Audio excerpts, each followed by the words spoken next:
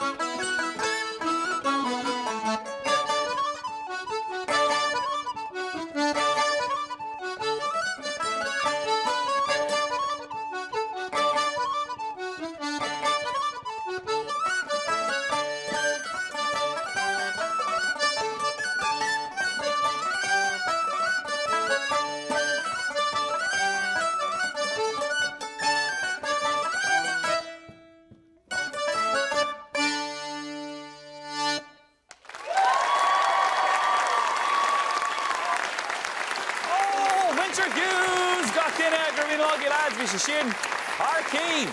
Now, fun and chinner for a second. Comes good as Larry in a multory. We're nervimer a brand new lads a clock. If the chusa a guller knows Duracell bunny.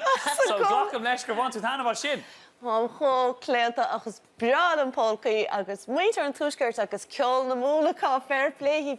An taon bholacha gom díobh ná béidir nar dhá ceiricín as a chéile hemint sa méid Amazon. Is leor trícín, bíidir just go húltach an rahimagah agus tam cinnte go gluisiid a heilewaibh maisibh go hálaigh.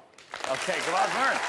Agus Sinead. Well, bheála a bheith chó chill le Matthew. Wow, bhí tú sitte siar, bhí tú sinim leat ach níor éimrod a chur astait. Nuair vísa an teas an tusa éon bhí an déag díis. Ní rain an náde éon stáitse. Agus an tusa huasáin agus han tú de chumpórt amachchas amach. An taon bhúirt bheith rom ná caigus doch a rud écinnt féile a bheith ag clán chun seasamh amach mar go bhfuil go leor bannaí ceol ag plé leis an geol tradiisiúnta sa chomórtas sa bhfuil sé sin díanta a gaibh, ní lánach ceist. All right, come on, Sinead. Here the Matthew Harvey compórdaach an sin. Brandon tusa an compórdaach sa caithir sin freisin. Bhfuil sin compórdaach? Bra compórdaach ní an stíl céanna gomas há ag léine an leid seo sé gléasta go hálaing. Cé go raibh sé go hálaing sé bheiscint agus cinnte bhí sé begáin ar bhí seach bethorgamach sé begáin ní smó mar an drathóg an son Matthew agus just ban taine bheits chill.